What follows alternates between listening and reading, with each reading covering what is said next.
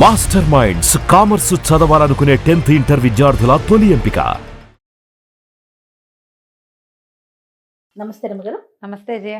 రమగారు, చందమామ కథ ఒకటి చెప్తారా? చెప్తా. దయ్యాల కథ చెప్దామా? మామూలుగానే మనం దయ్యాలకు భయపడేవాళ్ళు. నీకు భయమేనా దయ్యం అంటే అని అడిగాను.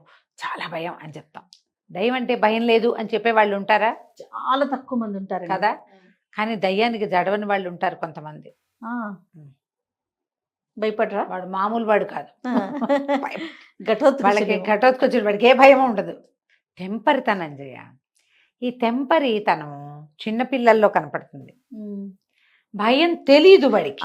అది పాయింట్. కుర్రాళ్ళు ఒకళ్ళు యంగ్స్టర్స్ 25-30 లోపల వాళ్ళకి బాధ్యతలు ఉండవు, రికామీగా ఉంటాడు, ఏదొచ్చినా చూసుకుందాం అని ఉంటుంది. మన సినిమాల్లో చాలా మంది హీరో క్యారెక్టర్లు అవే ఉంటాయి. వాడికి ఏం భయం ఉండదు, ఏదైతే ఏమిటైపోతుంది మహా అయితే. అలాంటివి టెంపర్తనం అన్నమాట. ఇలా దయ్యానికి భయపడిన కొన్ని కథలు చెప్తాం. అవి ఇంచుమించు 3 కథలు ఉన్నాయి. ఇప్పటితో చందమామ కథ ఇది. పూర్వం అట ఊళ్ళల్లో సంతలు జరిగేవి కదా, మనకు కూడా తెలుసు. ఈ గొర్రెల సంతలని, మేకల సంతలు, గొడ్ల సంతలు, లేవు కాకుండా సామాన్లు సరుకుల సంతలు ఉండేవి. ఒక కాపుల కుర్రవాడు, కాపులు అంటే ఇప్పుడు మనం చెప్పుకునే కులం కాదు, అది ఏమంటారు, ఈ పొలం కాపులు ఒక జాతి ఉండేది. వాళ్ళు ఎక్కడైనా పొలాల మీద కాపలా అంటే ధైర్యశాలుల పనేది. తెల్లవారులు పొలాల కాపలా ఉండదు. మధ్యలో ఎవరైనా దొంగవాడు పడితే 2 కర్ర 2 తీతలు తీయగలగాలి. మధ్యలో ఆ ఊళ్ళలో దయ్యాలు, గొరువు దయ్యాలు గందరగోళం ఉండేది. వాటికి కూడా భయపడకుండా ఉండే జాతి ఒకటి ఉండేది. వాళ్ళ కుర్రాడు ఒకడు సంతకి బయలుదేరాడు. వాడు బయలుదేరి వెళ్తుంటే ఆ పూట వాడికి ఊళ్ళో తోడెవరు కుదరలే. వాళ్ళ నాన్న ఏదో గొర్రెని కొనుక్కురమ్మన్నాడు, చిన్న గొర్రె పిల్లని తెమ్మన్నాడు. ఇటు వెళ్తుంటే పుంతలో ఎంచి పక్కన ఇలాగా ఈ మన ఊరి పొలిమేర్లలో తాటి తోపులు, చింతల తోపులు, ఇట్లా తోపులుగా ఉన్నాయి. ఇది నడుస్తుంటే తోపుల్లో నుంచి ఏదో మనిషి ఆకారం వచ్చినట్టు కనపడింది. ఎవరి వాళ్ళు సంతకేనా అని అడిగాడు. మామూలుగా పలకరిస్తారు కదా, తోడు కావాలిగా దారికి. ఆ దారి తోడు కోసం వీడు అడిగేసరికల్లా ఆ లోపల నుంచి వస్తున్న ఆకారం, ఇక్కడికే దయ్యాన్ని లే నేను అంది. ఇంకోడైతే టారుమనిపోడు. వీడు లోపల దయ్యమా అనుకుని, నేను దయ్యాన్నే లే, దాదా ఇద్దరం కలిసి వెళ్దాం అన్నాడు. ఆ తోపులో నుంచి వస్తున్నటువంటి ఆ ఆకారము కొంచెం లీలామాత్రంగా కొంచెం ఊగుతున్నట్టుంది. అది వీడితో కలిసింది. వచ్చింది. ఇద్దరు నడవడం మొదలుపెట్టారు. నువ్వెప్పుడు దయ్యాన్ని అయ్యావు అంటే, నిన్నగాక మొన్నేలే అని చెప్పాడు. నేను పాత దయ్యాన్ని అంది అదేమో. వీళ్ళిద్దరు నడుస్తుంటే, ఇద్దరం ఓ చోటుకే వెళ్తాం కదా, 4 కాళ్ళు ఎందుకు వృధా, నువ్వు కాసేపు నా మీద ఎక్కు, నేను కాసేపు నీ మీద ఎక్కుతాను అని మాట్లాడుకున్నారు. కుర్రాడు దయ్యాన్ని భుజాల మీద ఎక్కించుకున్నాడు. దయ్యం మీద బరువేముంటుంది, శరీరం లేదు, దానికి బరువు లేదు. కొంత దూరం నడిచాక ఇంకా దూరంగా ఉంది వాగు, నువ్వు దిగు, నేను ఎక్కుతానన్నాడు. సరే దయ్యాన్ని దింపాక కుర్రాడు దయ్యం భుజాల మీదకి ఎక్కాడు. దయ్యం ఆశ్చర్యపోయింది, ఇదేమిటి నువ్వు ఇంత బరువు ఉన్నావు, దయ్యాలు బరువు ఉండకూడదు, శరీరం ఉండదుగా అంది. అనేసరికల్లా కుర్రాడు అన్నాడు, మొన్నేగా దయ్యం అయ్యాను, ఇంకా నాకు అనుభవం లేదు, అందుకే నేను ఇంకా బరువుగా ఉన్నాను అన్నాడు. ఈ దయ్యం ఒక పిచ్చి మొహందనమాట. సరేనని మోసుకుంటూ పోయింది. వాగు దాకా వెళ్ళాక వాగు దాటాలి కదా, ఇద్దరు ఒకళ్ళ మించి ఒకళ్ళు దిగిపోయారు. దిగి వాగు దాటడానికి దయ్యం నిశ్శబ్దంగా వాగులో వెళ్ళిపోతుంది. కుర్రాడు నడుస్తుంటే, మనుషులు నడిస్తే మోత రాదు, నీళ్ళ మోత. వీడి చేతులు కాళ్ళు కదిలిస్తుంటే మోత అవుతుంది. దయ్యం ఉష్ అంటుంది. వీడు వింటల్లన్నమాట. వింటే మాత్రం వాడు శబ్దం చేయకుండా నడవలేడు కదా. ఇది బయట దాటాక దయ్యం కసురుకుంది. ఏంటది అంత శబ్దం చేస్తావు, మనం దాటుతుంటే మరమానవుడికి తెలియకూడదు తెలుసా, అంత మోత చేస్తున్నావు నువ్వు నడుస్తుంటే అంది.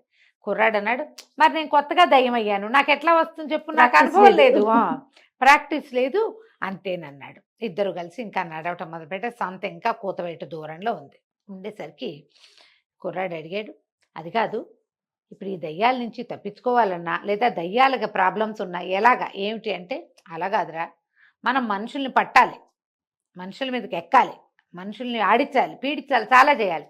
కానీ మనిషి అన్నవాడి ఉమ్ము మన మీద పడకూడదు. పడితే మనం దొరికిపోతాం. ఆ ఒక్కటి జరగకూడదు అంతేనని చెప్పింది దయ్యం. సరే బాగానే ఉందిగా, బాగానే ఉంది. ఒకళ్ళ మీద ఒకళ్ళకి ఎక్కారు. అంటారా చెప్పింది. సరే ఏమైంది, కుర్రాడు దయ్యాన్ని మెళ్ళ మీద ఎక్కించుకున్నాడు. ఎక్కించుకుంటే ఎక్కించుకుని ఏం చేశాడు, దానికి ఇట్లా 2 కాళ్ళు ఉంటాయిగా, 2 కాళ్ళని ఇట్లా గట్టిగా పట్టుకున్నాడు. ముందుకు నడుస్తుంటే దయ్యానికి తెలిసింది సంతలో చాలా మంది మనుషులున్నారు, అది ఏనాడు మనుషుల మధ్యలో తిరగల. ఫస్ట్ టైం దానికి తెలిసింది తను ఎవరి మీద ఉందో వాడు అక్షరాల మనిషి. ఎందుకంటే చుట్టూతా చాలా మంది కనిపిస్తున్నారు, వీడు దయ్యం అవ్వడానికి అవకాశం లేదు. దిగబోయేసరికి పట్టేసుకున్నాడు వీడు. అది ఎంత గింజుకుందో దిగి పారిపోదామని. వీడితో ఉండకూడదు, వీడు తెలివైన ఘటం, ఇంతసేపు నడిచాడు నాతోటి, ఎలాగైనా వీడి దగ్గర నుంచి పారిపోదామనుకుంది. అది ఏం ట్రై చేసినా వాడు వదిలిపెట్టలేదని ఏం చేశాడు, మెడ మీద నుంచి ఒక కాలు పట్టుకుని దాన్ని వెనక్కి తిప్పి 2 కాళ్ళతోటి పట్టి దింపాడు. దింపంగానే ఇదేం చేసింది, అక్కడ బోల్డ్ గొర్రెలు ఉన్నాయి. ఆ గొర్రెలు ఉంటే గొర్రెలాగా మారిపోయి ఆ గొర్రెల్లో కలిసిపోతే వీడు నన్ను పట్టుకోలేడు, ఇంకా నేను వీడికి లేతే వీడు నాతో చాకరీ చేయించేస్తాడు, నా భుజాల మీదకి ఎక్కి కూర్చున్నాడు చాలాసేపు అని ఏం చేసినాడు, అది గబుక్కుని గొర్రెగా మారిపోయింది. మారిపోగానే కుర్రాడికి తెలుసు దాని మీద ఉమ్మేయాలి, టూ అని ఉమ్మేసాడు.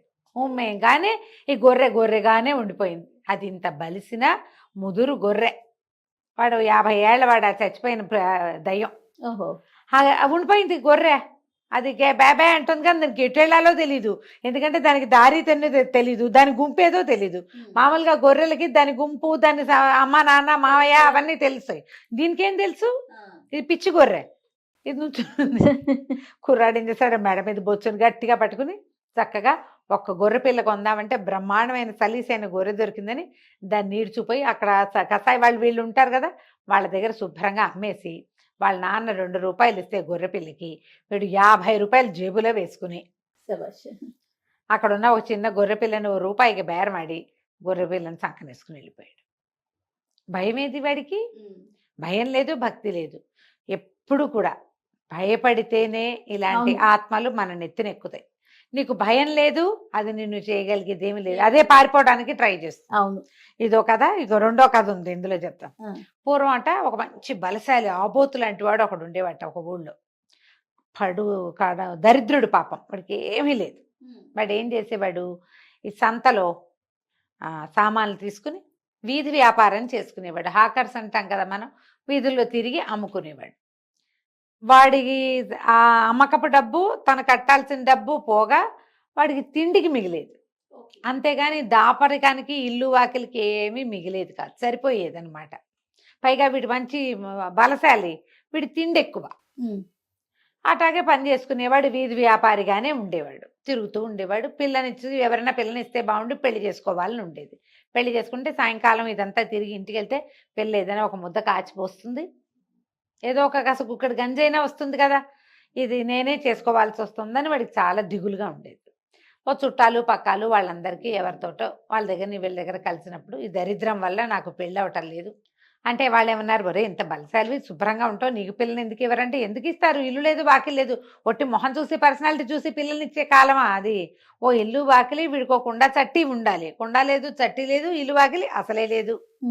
ఇట్లా అనేసరికల్లా ఏమన్నారు, ఒరే పెద్ద బజార్లో వ్యాపారస్తుడు ఒక ఆయన అడగదు, కొంట ఆయనకి పెద్ద ఇల్లుంది, ఆ ఇంట్లో ఒక దయ్యం చేరిందని చెప్తారా, ఆ దయ్యాన్ని తరిమేయగలమేమో చూడు, ఆయన ఏమైనా 10 రూపాయలు ఇస్తాడు, నీకు ఉచితంగా డబ్బులు వస్తాయి అనేసరికి సరే చూద్దాం అనుకున్నాడు.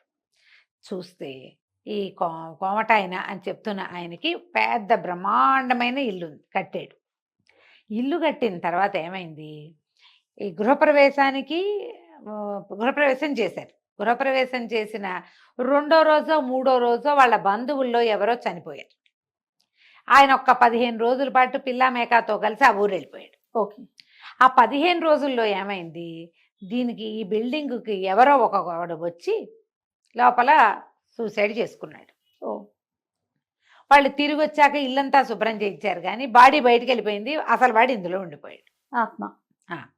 ఇక ఇల్లు వదిలిపెట్ల, దాంతో పెద్ద బ్రహ్మాండంగా హర్మ్యంలాగా కట్టిన ఇల్లు అలాగే ఉండిపోయింది. ఎవరైనా వెళ్ళటం, మర్నాడు పొద్దున పిచ్చి వెర్రి ఎత్తిపోయి జుట్టు పీక్కుంటూ బట్టలు చింపుకుంటూ బయటకు వచ్చేవాళ్ళు. అయ్యో, అది అసలు ఒక రకంగా పండించేది కాదు ఆ దయ్యం. దాంతో ఆ ఇల్లు అలాగే పెట్టి ఆయన పాతకాలపు తమ పాత ఇంట్లోనే ఉంటున్నాడు. పిల్లలు వాళ్ళు గోల పెడతారు, ఇల్లు కొత్త ఇల్లు కట్టుకున్నాం అక్కడికి వెళ్ళలేకపోయామని. సరే వీడు ఏమనుకున్నాడు, ముందు ఆనుపాను అన్నీ కనుక్కుని తర్వాత కోమట ఆయన దగ్గరికి పోయాడు, ఆ శెట్టి గారి దగ్గరికి వెళ్ళి, ఏమంటే మీ ఇల్లు నేను ఖాళీ చేస్తాను, అంటే ఆయన అన్నాడు, బాబు ఆ పని చేసి పెట్టరా, ఊరి చివర కుటీరం ఒకటి ఉంది మాది, శుభ్రంగా ఉండొచ్చు, 100 రూపాయలు ఇస్తా, కావాలంటే నెల నెల నీకు కావాల్సిన సరుకులు మన కొట్లో నుంచే పట్టుకెళ్ళి ఫ్రీగా, ఆ ఇల్లు ఇస్తాను, 100 రూపాయలు ఇస్తాను, ప్రతి నెల నీకు సరుకులు నేనే ఇస్తాను, మా ఇంట్లో మనిషిగా ఉండు, ఇల్లు మాత్రం ఖాళీ చేయొచ్చు, నువ్వేం చేసినా సరే అనగానే సరేనా నేను వాళ్ళ రాత్రికి వెళ్తానండి అన్నాడు. వాళ్ళు ఎవరో ఉన్నవాళ్ళు బయట ఉన్నవాళ్ళు అన్నారు, పని వాళ్ళు, ఎందుకు బాబు ఈ గోల, ఇప్పటికి ఎంతమంది అయ్యారు అనేసరికి ఏంటంటే వీడు వీధి వ్యాపారరా, వీడికి ఏదైనా అయితే వీళ్ళు ఇళ్లలో వాళ్ళు వచ్చి మనతో పోట్లాడేందుకు ఎవరు లేరు, వీడికి జనం లేరు, కంగారు లేదు, పర్వాలేదు చూద్దామంటే వీడేం చేశాడు, సాయంకాలం దాకా అటు ఇటు తిరిగి సాయంత్రం వెళ్ళి బాబు ఒక మంచి లాంతరు, మరి ఒక వీసెడు పకోడీలు, ఒక సేరు వెల్లుల్లిపాయలు ఇప్పించండి అనగానే ఆయన ఏం చేశాడు, పకోడీలు స్వీట్ షాప్ ఆనుకునే ఉంది, ఓ వీసెడు పకోడీలు ఇచ్చారు, ఒక లాంతర్ ఇచ్చారు, అక్కడి నుంచి 1 కేజీ అన్ని సేరు వెల్లుల్లిపాయలు చక్కగా కొలిచి సంచిలో పోసిచ్చారు. ఇవన్నీ మోసుకొని పోయాడు ఆ ఇంట్లోకి. ఇల్లు తలుపు తీసుకున్నాడు, శుభ్రంగా కాసిన మంచినీళ్ళు చెంబింది కూడా ఉంది, పకోడీలన్నీ తిన్నాడు, హాయిగా తిని హాయిగా మంచినీళ్ళు తాగాడు. అక్కడి నుంచి వెల్లుల్లిపాయలు ఒక్కొక్కటి ఒలిచి నోట్లో వేసుకోవటం మొదలుపెట్టాడు. ఒక్కోటి నవిలి నవిలి, ఒక్క వెల్లుల్లిపాయ తింటేనే 3 రోజులు నోరు వాసన వస్తుంది కదా, ఇన్ని పాయలు ఒకటి ఒకటి ఒలుచుకు తింటే వాడి నోరు వాడి చేతులు ఎంత వాసన వస్తాయి. సరే కూర్చుని ఉన్నాడు, పకోడీలు అవి తింటే నిద్ర పట్టదు, పైగా ఇవి ఒలుస్తున్నాడు, వెల్లుల్లిపాయ ఒకటి నోట వేసుకుంటాడు, అది నమిలి ఆ ఘాటు ఇన్ని మంచినీళ్ళు తాగేసరికల్లా నిద్ర రాదు. 12:30 1 గంట అయ్యింది. అయ్యాక ఇక లోపలికి గదుల్లో నుంచి ఒక చల్లని గాలి రావటం మొదలుపెట్టింది. చూస్తుంటే ఆ చల్లటి గాలిలోంచి ఒక ఆకారం వచ్చింది, దయ్యం వచ్చి రావటం ఏమిటి, భీకరంగా అరిచి వీడు మెడపట్టుకుంది, మెడపట్టేసి పని మొహం మీదకి గాలి వదలటం మొదలుపెట్టింది. అది చల్లని గాలి వస్తుంది దాంట్లోంచి, వీడు మొహం పక్కకి తిప్పుకుంటే ఈ మెడ అన్ని తిమ్మిరికిపోయినాయి. చల్లదా, ఫ్రిడ్జ్ పక్కన నుంచుంటే ఎలా అవుతాం మనం, ఫ్రిడ్జ్ తలుపు తీస్తే ఐస్ కోల్డ్గా అయిపోతుంది. అప్పుడు ఏం చేశాడు వీడు, ఆ పక్క పెట్టిన మెడ ఇటు తిప్పి ఉఫ్ ఉఫ్ అని ఊదటం మొదలుపెట్టాడు. వీడు ఊతుంటే అది ఊతుంటేమో చల్ల గాలి వస్తుంది, వీడు ఊతుంటే వెల్లుల్లి వాసన. ఆ వెల్లుల్లి వాసనకి ఆ దయ్యం అటు ఇటు మొహం తిప్పి వదిలేయిపోయింది. కానీ వీడేం చేశాడు, అది మెడ కావిటేసుకుందిగా, నడుము పట్టేసుకున్నాడు.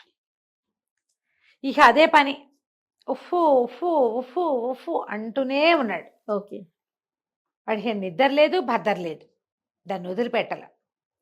ఊదగా ఊదగా ఊదగా ఊదగా వీడికి తెల్లవారేసరికల్లా వీడి చేతిలో ఒక్కొక్క కర్ర ఉంది, అంతే ఇంత పొడుగుది, ఏం లేదు అందులో, ఒక కర్ర, ఒక కట్టె మాత్రం ఉంది, కర్ర అయిపోయింది. తెల్లవారేసరికల్లా పావు తక్కువ 6 అవ్వగానే శెట్టి గారు 2 పని వాళ్ళని వేసుకుని వచ్చేసాడు. వీడు చచ్చిపోయాడో పిచ్చైపోయాడో ఏమైపోయాడో చూద్దామని తలుపులు తీస్తే ఏముంది, వీడు అక్కడ ఉన్న కుర్చీలో కూర్చుని నిద్రపోతున్నాడు. ఆశ్చర్యపోయారు, ఊరిని బతికే ఉన్నావురా అనేసరికల్లా వాడు నోరు తెరిస్తే వెల్లుల్లి వాసన వస్తుంది. సరే నిద్ర లేచి, బాబు ఇదిగోండి దయ్యం అని ఆ కర్ర చేతిలో పెట్టాడు. తెల్లవారుజాము పావు తక్కువ 5 అయ్యేసరికి అది అయిపోయింది దాని పని, అదొక కర్రగా మారిపోయి వీడి చేతిలో ఉండిపోయింది. ఆ కర్ర పుచ్చుకుని పడుకుని ఉన్నాడు ఇతను కుర్చీ వేసుకుని. ఓహో, ఆ కర్రని ఒట్టి ఇంత పుల్ల, అది ఎంత ఉంది, ఒక మామూలు వెదురు బద్దలు ఉంటాయి కదా అంతదే, దాన్ని నిప్పుల్లో పడేయమన్నా అని అనుకున్నారు. ఒక ఆయన వచ్చాడు భూత వైద్యుడు, ఆయన ఏమన్నాడు, ఏం జరిగింది అన్నీ కనుక్కొని ఈ కర్రని ఎక్కడ వదిలిపెట్టకూడదు, దీన్ని కాల్చేసేయండి అంటే, మనిషి డెడ్ బాడీని కాలిస్తే ఎలాంటి వాసన వస్తుందో ఆ వాసన వచ్చింది. ఓహో, దయ్యం మొత్తం కాల్చి బూడిద చేసి ఆ బూడిదని కప్పెట్టేశారు. తర్వాత ఏముంది, ఇంట్లో ఏమీ లేదు, మర్నాడు మామూలుగా ఉంది, ఆ ఇంట్లో సామాన్లు ఎగరలేదు, కుర్చీలు ఎగరలేదు, చల్లని గాలి లేదు, జనం అంతా ఉన్నా ఏమీ లేదు. సరే వాళ్ళు ఏం చేస్తారు, మళ్ళీ చక్కగా ఇల్లు పుణ్యావచనం చేయించుకుని గృహప్రవేశం చేశారు. ఇతనికి ఏమో ఒక కుటీరాలు ఇచ్చారు, నెల సరుకులు మా దగ్గర నుంచి తీసుకెళ్ళరా బాబు అని చెప్పారు. ఆయన పెద్ద కొట్టు, హాయిగా ఫ్రీగా సరుకులు తెచ్చుకునేవాడు. ఏదో చిన్న వ్యాపారం వీళ్ళ దగ్గర నుంచి సరుకులు పట్టుకెళ్ళి ఊరి చివరి వ్యాపారం పెట్టుకున్నాడు. చక్కగా ఒక పిల్లని పెళ్లి చేసుకున్నాడు, కుటీరంలో సుఖంగా ఉన్నాడు. భయపడకపోతే ఇది అంటే ఫైనల్ గా దయ్యానికి భయపడకూడదు, దేనికైనా భయపడకూడదు. నువ్వు భయపడ్డావా అది నీ మీద ఎక్కేస్తుంది. అది ఏదైనా జయ, ప్రాణ భయం, మరణ భయం, అనారోగ్య భయం, ఒంటరితనపు భయం, ఈ దయ్యాల భయాలు ఏవైనా సరే, భయము అన్న ఫీలింగ్ లోపల వచ్చిందా, నువ్వు కింద అవుతావు, అది నీ మీద ఉంటుంది. దాన్ని కింద ఉంచాలంటే భయపడకూడదు. రైట్ రమ్య గారు, నమస్తే. నమస్తే జయ.